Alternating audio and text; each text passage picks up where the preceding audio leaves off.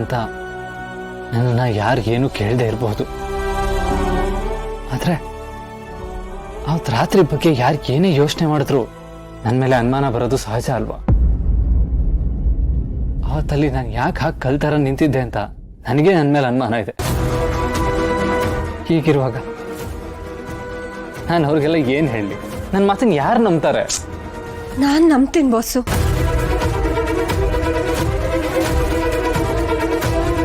ಹೌದು ಬಾಸು, ನಾನು ನಿಮ್ಮನ್ನು ನಂಬ್ತೀನಿ. ನೀವು ಅಂಬಿಕಾ ಅವ್ರನ್ನ ಸಾಯಿಸಿಲ್ಲ. ನೀವು ಅವ್ರನ್ನ ಎಷ್ಟು ಪ್ರೀತಿಸ್ತಿದ್ರಿ, ಇವಾಗ ಎಷ್ಟು ಪ್ರೀತಿಸ್ತಿದ್ದೀರಾ ಅಂತ ನನಗೆ ತುಂಬಾ ಚೆನ್ನಾಗಿ ಗೊತ್ತು. ಅವತ್ತು ಯಾವುದೋ ಒಂದು ಅಸಹಾಯಕತೆಗೆ ಸಿಗಾಕೊಂಡು ನೀವು ಹಾಗಾಗಿರ್ಬೋದು. ಅವತ್ತು ಅಂಬಿಕಾ ಅವ್ರ ಸಾವಿಗೆ ನೀವು ಕಾರಣ ಅಲ್ಲ ಅಂತ ನನಗೆ ನಂಬಿಕೆ ಇದೆ. ನನಗೆ ಮಾತ್ರ ಅಲ್ಲ, ಅಂಬಿಕಾ ಅವ್ರಿಗೂ ನಂಬಿಕೆ ಇದೆ. ಏನಂದೆ? ಅದು ನೀವು ಅವ್ರನ್ನ ಎಷ್ಟು ಪ್ರೀತಿ ಮಾಡ್ತೀರಾ? ಇಷ್ಟು ಪ್ರೀತಿ ಮಾಡೋ ಗಂಡ ಇರುವಾಗ ಯಾವ ಹೆಂಡತಿ ತಾನೇ ಅರ್ಥ ಮಾಡ್ಕೊಳ್ಳಲ್ಲ ಹೇಳಿ?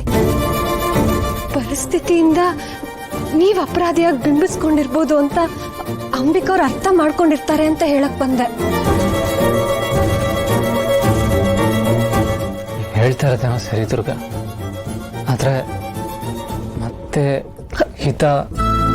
ಹೊಸು, ನೀವೇನು ಯೋಚನೆ ಮಾಡಬೇಡಿ. ಚಿಕ್ಕ ಹುಡುಗಿ ಅಲ್ವಾ, ಏನೋ ನೋಡಿ ಇನ್ನೇನೋ ಅರ್ಥ ಮಾಡ್ಕೊಂಡಿರ್ತಾಳ. ಆದ್ರೆ ಆದಷ್ಟು ಬೇಗ ಅವಳು ನಿಮ್ಮ ಮಾತುಗಳನ್ನ ನಂಬೋ ಹಾಗೆ ನಾನು ಮಾಡ್ತೀನಿ.